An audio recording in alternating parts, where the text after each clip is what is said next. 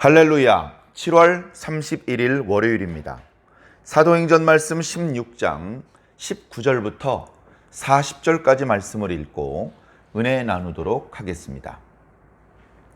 여종의 주인들은 자기 수익의 소망이 끊어진 것을 보고 바울과 실라를 붙잡아 장터로 관리들에게 끌어갔다가 상관들 앞에 데리고 가서 말하되, 이 사람들이 유대인인데 우리 성을 심히 요란하게 하여 로마 사람인 우리가 받지도 못하고 행하지도 못할 풍속을 전한다 하거늘 우리가 일제히 일어나 고발하니 상관들이 옷을 찢어 벗기고 매로 치라 하여 많이 친 후에 옥에 가두고 간수에게 명하여 든든히 지키라 하니, 그가 이러한 명령을 받아 그들을 깊은 옥에 가두고 그 발을 착고에 든든히 채웠더니 한밤중에 바울과 실라가 기도하고 하나님을 찬송하며 죄수들이 듣더라. 이에 갑자기 큰 지진이 나서 옥토가 움직이고 문이 곧 다 열리며 모든 사람의 매인 것이 다 풀어진지라. 간수가 자다가 깨어 옥문들이 열린 것을 보고 죄수들이 도망한 줄 생각하고 칼을 빼어 자결하려 하거늘 바울이 크게 소리질러 이르되, 네 몸을 상하지 말라, 우리가 다 여기 있노라 하니 간수가 등불을 달라고 하며 뛰어들어가 무서워 떨며 바울과 실라 앞에 엎드리고 그들을 데리고 나가 이르되, 선생들이여, 내가 어떻게 하여야 구원을 받으리이까 하거늘 이르되, 주 예수를 믿으라, 그리하면 너와 네 집이 구원을 받으리라 하고 주의 말씀을 그 사람과 그 집에 있는 모든 사람에게 전하더라. 그 밤 그 시각에 간수가 그들을 데려다가 그 맞은 자리를 씻어주고 자기와 그 온 가족이 다 세례를 받은 후 그들을 데리고 자기 집에 올라가서 음식을 차려주고 그와 온 집이 하나님을 믿음으로 크게 기뻐하니라. 날이 새매 상관들이 부하를 보내어 이 사람들을 놓으라 하니 간수가 그 말대로 바울에게 말하되, 상관들이 사람을 보내어 너를 놓으라 하였으니 이제는 나가서 평안히 가라 하거늘 바울이 이르되, 로마 사람인 우리를 죄도 정하지 아니하고 공중 앞에서 때리고 옥에 가두었다가 이제는 가만히 내어 보내고자 하느냐? 아니라 그들이 친히 와서 우리를 데리고 나가야 하리라 한데, 부하들이 이 말을 상관들에게 보고하니 그들이 로마 사람이라 하는 말을 듣고 두려워하여 와서 권하여 데리고 나가 그 성에서 떠나기를 정하니, 두 사람이 옥에서 나와 루디아의 집에 들어가서 형제들을 만나보고 위로하고 가니라. 아멘. 빌립보 지역에 들어간 이후에 뜻밖의 이제 말씀이 잘 선포가 되었고 거기서 많은 사람들을 전도할 수 있었습니다. 뜻밖의 한 귀신 들린 여자가 계속 따라다니면서, 여러분들 이 사람이 누군지 아십니까? 이 사람은 하나님의 큰 구원을 선포하기 위해서 온 사람들입니다. 틀린 말은 아니라지만 그 말이 복음 전파에 조금도 도움이 되는 것이 아니라 오히려 방해가 되는 것을 느낀 바울은 그 여자 속에 들어가 있는 귀신을 향하여 소리쳤습니다. 이 더러운 귀신아, 그 여자에게서 나와라! 그래서 그동안 귀신 들린 상태로 살았고 그 덕분에 자기 주인이 어디에다 투자하면 좋을지 가르쳐 주었던 이 여자는 귀신의 그 지배로부터 노임을 당하게 되었습니다. 귀신의 지배로부터 노임을 당하면 기뻐할 일이지만 그 여자를 붙잡아 두고서 자기 사업에 요긴한 재료로 사용했던 주인들이 있었는데 그들은 이제 그 여자를 통해서 돈을 버던 방법이 끊어진 걸 이제 알게 됐습니다. 그 여자에게서 귀신이 떠났고 그 여자에게는 아무런 신통력도 없고 뭘 예측할 수 있는 힘도 없고 그런 것을 손해라고 생각했던 이 사람들은 그 여자에게서 귀신을 쫓아보낸 바울을 붙잡았습니다. 그리고서 다짜고짜 재판정에 고소를 한 것이죠. 그러면서 자신의 손해 사실에 대해서 이야기하지 않습니다. 날이 이놈이 그동안 제 돈벌이를 잘하고 있었는데 그걸 못하게 막았습니다. 이렇게 고발하는 게 아니죠. 그저 자기가 미워하는 바울이 벌을 받게 하기 위해서 없는 죄를 뒤집어 씌우는 겁니다. 그들이 바울을 고소한 죄목은 크게 두 가지입니다. 하나는 바울이 엄청나게 소란을 피웠습니다 라고 하는 겁니다. 말씀을 읽어보면 그렇게 소란을 피운 것 같지는 않은데 다른 지역에서 말씀을 전하다가 소란스러운 일이 일어난 적이 있습니다. 그래서 어쩌면 비슷한 일이 빌립보에서도 발생됐는지 모르겠다. 그건 그렇다 치고, 두 번째, 우리 로마 사람들이 도저히 받아들일 수 없고 행할 수도 없는 풍속을 전파하고 있습니다 라고 말합니다. 아니, 해보지도 않고 무조건 안 된다고 단정적으로 말하고 있는데 잘못이죠.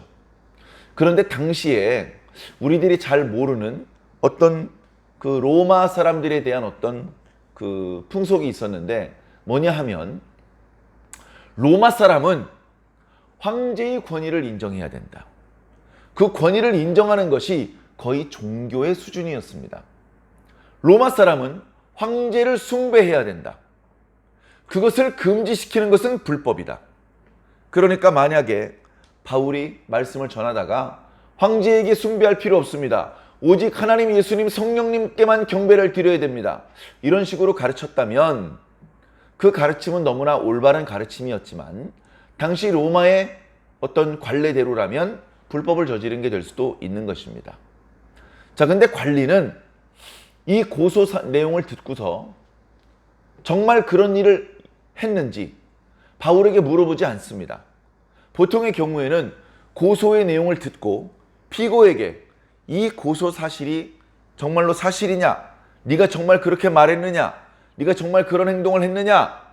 그렇게 물어봅니다. 안 했다고 하면 증인들이 나와서 아닙니다. 제가 분명히 들었습니다. 뭐 이런 식으로 재판이 어느 정도 진행이 되고 내가 여러 사람들의 이야기를 종합해 보니 너에겐 죄가 있는 것이 분명하다. 곤장 10대와 감옥에서 3일 동안 고생하거라. 뭐 예를 들어서 그런 식의 판결을 내려야 되는데 지금은 피고로 끌려온 바울에게 자신의 위에서 변명할 수 있는 기회도 주지 않고 다짜고짜 그래? 괘씸한 놈들이구만. 당장 옷을 벗기고 매로 치고 감옥에 가둬라. 이렇게 명령을 내려버린 겁니다. 그래서 변명할 틈도 없이 하는 사이에 바울은 등짝이 터지게 얻어맞았고 신라도 얻어맞았고 그리고서는 그들이 감옥에 수감되게 되었습니다. 감옥에는 옥 안에 들어가서 옥문을 닫고 옥 안에서도 발에 착고를 채웠습니다. 착고를 채움으로 해서 자유롭게 돌아다니는지 못하게 꼼짝 못하게 옥 안에 얌전히 앉아있게 그렇게 만든 것이죠. 자, 얼마나 아팠을까요? 등짝이 터지게 아팠을 겁니다. 상처가 났는데 치료를 받지 못해가지고 가만히 두면 덧날 수도 있는 그런 상황입니다. 욱신욱신 거렸을 겁니다. 똑바로 누워서 잘 수도 없었을 것입니다. 그뿐만이 아니라 마음의 상처는 얼마나 컸을까요?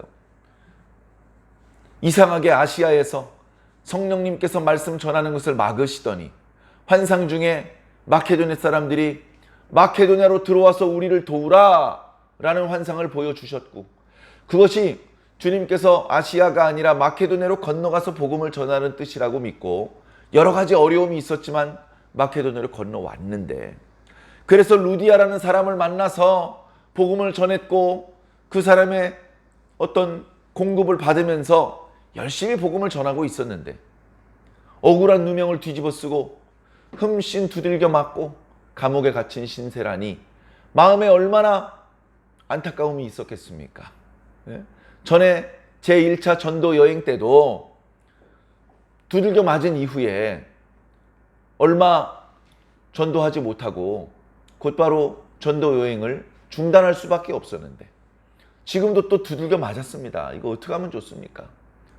그럼에도 불구하고 바울과 실라는 불평하지 않고 원망하지 않고 나 이거 더러워서 때려쳐야지 포기하지 않고 주저앉지 않고 비록 지금 현재 상태는 등에서 피와 고름이 흐르고 있고 먹지 못했고 자지 못하고 있고 발에 착고에 채워져 있고 오간에 갇혀 있었지만 그 안에서도 하나님께 기도하고 하나님을 찬송했습니다.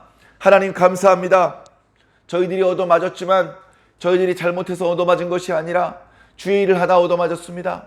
아무 잘못이 없지만 얻어맞았습니다. 주님께서도 바로 이렇게 아무 잘못 없이 얻어맞으셨지요. 주님께서 얻어맞으신 것은 바로 우리들을 위한 것이지요. 주님께서 우리를 위해서 당하셨던 고난을 생각한다면 저희들이 오늘 당한 이 고난과 수욕과 이거 아무것도 아닙니다. 주님의 이름으로 맞을 수 있어서 오히려 감사합니다. 주님 힘을 주시옵소서. 여기서 주저하지 않고 계속해서 빌립보 지역에 있는 많은 이방인들에게 주의 복음을 전파할 수 있도록 주의 힘을 주시고 기회를 주시옵소서. 이렇게 기도했을 겁니다. 얼마나 간절히 기도했을까요? 그 기도의 내용 그리고 하나님을 찬양하는 내용을 그 오간에 있던 죄수들이 다 듣습니다. 다 저마다 발에 착고가 채워져 있어서 편안하게 잠을 잘 수 없어서 이리 뒤척 저리 뒤척하고 있는데 저쪽에서 조용히 기도하는 소리가 온 옥중에 다 들립니다. 안 들으려고 해도 다 들리는데 거 좀 조용히 좀 합시다. 잠 좀 잡시다. 이렇게 건방지게 말하는 죄수가 하나도 없이 다 그 바울과 실라의 찬송 소리를 듣고 있었습니다. 그 찬송을 어쩌면 주님께서도 들으셨는지 모르겠습니다. 하나님께서 그 소리를 들으셨는지 그 곳에 지진을 보내셨습니다. 지진이 일어나다 보니 땅이 흔들렸습니다. 옥토가 흔들렸습니다. 옥문이 열렸습니다. 죄수들의 발을 묶고 있던 착고들이 풀렸습니다. 바울과 바나바의 착고만 풀린 것은 아닌 것 같습니다. 바울과 바나바가 갇혀있던 옥문만 열린 것은 아닌 것 같습니다. 모든 옥문이 열리고 모든 사람의 착고가 풀어진 것 같습니다. 지진이 있을 수 있죠. 지진이 땅을 좀 흔들다 보면 만들어 놓은 지 오래된 옥문은 저절로 열릴 수도 있습니다.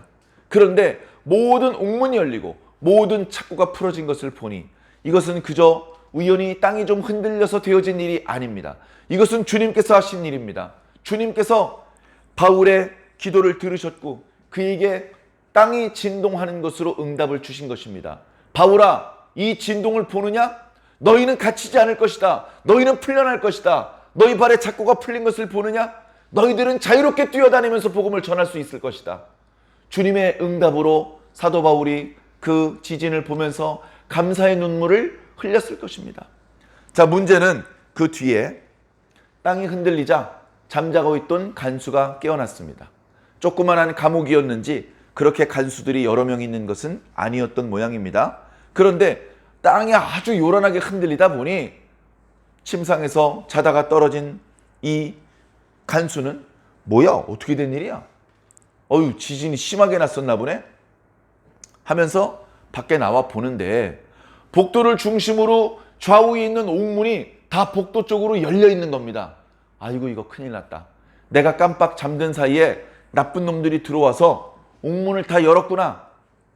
내가 너무나 깊이 잠들어가지고 그렇게 나쁜 놈들이 들어와서 죄수들을 모두 탈옥시킨 것도 모르고 내가 잠들었으니 나는 아침에 관리들에게 붙잡혀서 문초를 당하다가 죽임을 당할 게 틀림없다 하면서 자결을 하려고 합니다.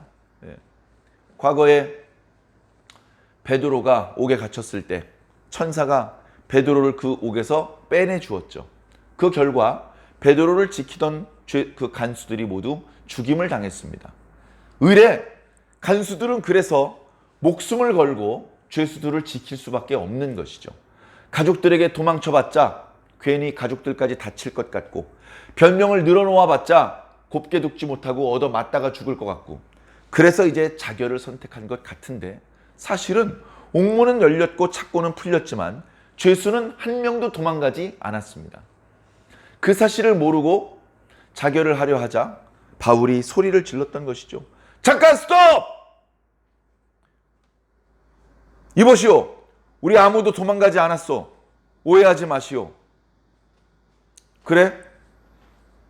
죽음을 결심했던 간수는 큰 두려움 가운데 누가 자식에게 소리를 지른지 보았더니 어저께 두들겨 맞고 들어온 바울과 실라가 자신을 향해서 소리를 지르고 있다는 것을 알게 되었습니다.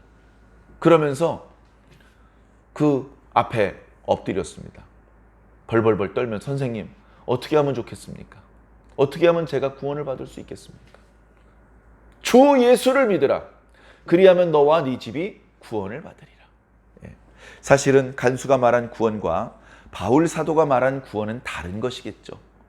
간수는 내가 이 위기에서 어떻게 벗어나겠느냐, 내가 어떻게 하면 상관들에게 처벌받지 않고 계속해서 내 가족들을 먹여 살리며 건강하게 살아갈 수 있겠느냐, 이제 그런 뜻으로 물어본 것이겠지만, 사도 바울은 단순히 이 위기를 넘어가고 계속해서 생계를 유지하고 이런 정도의 수준이 아니고, 그의 영혼이 하나님께 건진받은 하나님의 백성이 되고 천국 백성이 되는 그런 구원에 대해서 이야기한 것입니다. 주 예수를 믿으라. 그리하면 너도 구원받고 네 집도 구원받으리라. 참 재밌죠? 집이 어떻게 구원을 받습니까? 여기서 집은 하우스, 건물을 뜻하는 것이 아니고 하우스홀드, 집 사람들을 말합니다. 집에는 가족들도 있고 부자였다면 하인들도 있었을 텐데 그 모든 식솔들이 하나님의 백성으로 구원받을 수 있다는 뜻입니다. 간수는 바울과 바나바를 데리고 나옵니다. 바로 그 근처에 가족들이 있었는지 그 가족들 앞에서 바울과 바나바는 말씀을 전합니다. 그 말씀을 간수와 그 가족들이 다 믿음으로 받습니다. 할렐루야. 그리고서 이 간수는 말씀을 전할 때 보니까 움찔움찔하는 것이 어저께 너무 많이 맞아가지고 상처가 깊다 생각을 하고 그 상처를 씻어주었습니다. 상처를 씻어주었다는 뜻은 약을 발라주고 치료해 주었다는 의미를 포함하고 있습니다. 그렇게 치료를 해주고 그리고 저희 가족들에게 세례를 베풀어 달라고 부탁을 합니다. 세례까지 베풀었다는 것은 그저 고마우니까 형식적으로 당신이 하는 말을 성의껏 들어주었다는 뜻이 아니고 그 전파된 복음을 온전히 믿었다라는 뜻입니다. 그래서 성부와 성자와 성령의 이름으로 세례를 받고 온 가족이 이제 믿음의 가족이 된 것을 서로 기뻐했습니다. 그렇게 하다 날이 샜습니다. 그렇게 하다가 선생님 죄송한데 이제 날이 밝아오니 선생님 잠깐 다시 옥에 들어가 계셔요. 제가 편안하게 불편하지 않게 착고는 매지 않겠습니다. 상관들이 뭐라고 하면 제가 책임지고 편안하게 계실 수 있도록 해드리겠습니다. 이런 이야기를 했겠죠. 그런데 아침이 밝자마자 상관들이 뜻밖의 지시를 내립니다. 야, 어제 들어왔던 사람들 있지? 조용히 내보내. 이런 지시를 받습니다. 그래가지고 그 이야기를 전해줍니다. 아이고 잘 됐네요. 선생님 제가 방금 상관들한테 지시를 받았는데 선생님 이제 나가셔도 된다고 합니다. 그랬더니 이제 뜻밖의 안 나가겠다고 버팅기는 것이죠. 무슨 소리? 안 나가. 로마 사람인 우리를 죄도 정하지 않고 다시 말해 정당한 재판의 과정을 거치지 않고 유죄가 확정되지 않은 상태에서 많은 군중들 앞에서 옷을 벗기고 때렸다. 이건 명백한 불법이거든요. 사실은 상관들도 야 어제 걔네들 사실은 그냥 대단한 사람도 아닌데 우리가 너무 경솔하게 막 두드려 팬 거 아니야. 조용히 풀어주자. 말라가지 않게 조용히 넘어가게 풀어주자. 이제 그렇게 처리를 하려고 했는데 로마 사람이라는 얘기를 듣고 상관들도 두려워합니다. 아이고 큰일 났다. 로마 사람들을 재판의 과정도 없이 두드려 패면 이건 우리가 벌금을 내고 우리가 감옥에 들어가야 될 일인다 하면서 상관들이 직접 감옥까지 와서 선생님들 어제는 저희가 잘못했습니다. 죄송한데 이제 그만 저희 마을을 떠나주시죠. 그래서 빌립보를 떠나달라고 합니다. 간수는 저희 집으로 좀 가시죠. 저희 가족들에게 말씀을 전해주시죠 라고 말했지만 이 상관들은 저희 마을을 떠나주시죠 라고 말합니다. 주님께서 오셨을 때 또는 주의 종이 왔을 때 그를 자기 집으로 영접하는 자는 구원을 경험하게 됩니다. 그러나 자기를 떠나달라고 부탁을 하면 좋은 일을 걷어차는 일이 되니 주의하시기 바랍니다. 자, 그렇게 당당하게 감옥에서 나온 이제 바울과 실라는 바로 빌립보를 떠나지 않고 그동안 자신을 잘 보필해 주었던 루디아를 찾아갑니다. 아이고, 괜찮으십니까? 감옥에 들어가셔서 저희들이 걱정을 많이 했습니다. 밤새 잠도 잘 자지 못하고 기도했어요. 고맙습니다. 거기서도 주님께서 우리의 기도를 들으셨고 거기서도 주님께서 우리에게 응답을 주셨습니다. 그래서 우리는 거기서도 간수와 그의 가족들을 구원할 수 있었습니다. 할렐루야, 하나님의 은혜네요. 그가 치료해 주어서 상처도 많이 나았습니다. 아, 정말요? 정말 다행이네요. 그러나 관리들이 빌립보를 떠나달라고 부탁을 하니 우리는 이곳을 떠나서 다른 도시에서 복음을 전해야 될 것 같습니다. 아, 그래요? 그러면 가시는 동안에 불편하지 않으시도록 제가 노잣돈을 그리고 약간의 음식을 챙겨드리겠습니다. 이거 가지고 가세요. 그리고 언제든지 필요하면 연락을 주세요. 도와드릴게요. 그렇게 이야기를 하고 이제 그들을 위로하고 바울과 바나바는 그 다음 전도할 도시를 찾아서 떠나게 됩니다. 오늘 말씀 좀 길었는데요. 이 말씀을 통해서 역시 우리는 살아계신 하나님을 만나게 됩니다. 이렇게 살아계신 하나님께서 너무 먼 곳에 나가 계시지 않고, 아, 하나님께서는 가까이 계시는구나. 내가 기도하는 걸 듣고 계셨구나. 나에게 이런 모양으로 응답을 주시는구나. 아이쿠, 여기서도 전도의 열매를 맺을 수 있게 해주시는구나. 그런 체험을 사도 바울이 했고, 그런 체험이 그를 담대하게 만들어서 계속해서 처음 당하는 일, 처음 당하는 난처한 일을 당할 때에도 당황하지 않고 자신의 일을 감당할 수 있었던 것입니다. 우리도 마찬가지죠. 하나님께서 멀리 계시다 생각하지 마십시오. 기도하지 않는 분은 하나님께서 멀리 대기권 바깥에 저 우주 반대편에 계신 거라고 생각할 겁니다. 그렇게 느껴질 겁니다. 하나님은 내가 기도해봤자 몇천 광년 후에나 내 기도를 들으실 거야. 하나님께서 나에게 응답하기 위해 여기까지 오시려면 수백 광년이 걸릴 거야. 뭐 이제 그런 어리석은 생각을 할 수도 있습니다. 그러나 하나님께서는 멀리 계시지 않습니다. 우리 곁에 계십니다. 우리가 눈으로 볼 수 없고 우리의 육감으로 감각할 수 없을 뿐이지, 하나님께서는 늘 우리 곁에 계시면서 우리의 기도를 듣고 계시고 우리의 마음과 생각을 꿰뚫어 보고 계신 것입니다. 그런 하나님 앞에 우리는 기도하는 것이 답인 줄로 믿습니다. 우리에게도 사도 바울만큼은 아닐지 모르지만 여러 가지 당황스러운 일, 난처한 일, 우리가 원하지 않은 일들이 계속해서 생기고 있습니다. 그때 원망하고 불평한다면 우리가 무슨 주의 백성이겠습니까? 그럼에도 불구하고 주님께 기도하고 감사하고 찬송할 때 우리는 뜻밖의 주님의 위로와 또 능력을 체험할 수 있게 될 것입니다. 어려움 중에서 오히려 기뻐할 수 있는 일을 만나게 될 수 있을 것입니다. 사랑하는 성도 여러분, 흔들리지 마십시오.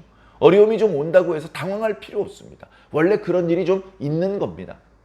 맨날 어려운 것만은 아닙니다. 곧 그 어려움을 극복하고 평안하게 될 것이고 기뻐하게 될 것입니다. 사랑하는 성도 여러분, 우리는 우리가 걸어가야 될 길을 끝까지 가야 됩니다. 우리는 외롭게 혼자 가는 자들이 아닙니다. 옆에 동역하는 형제 자매들이 있고 무엇보다 주님께서 우리와 함께 가고 계십니다. 그 주님을 바라보시면서 위로를 받으시고 오늘도 새롭게 힘을 내시면서 우리 각자의 걸어가야 될 길을 힘차게 걸어가 주시기를 예수님 이름으로 간절히 축원합니다. 아멘.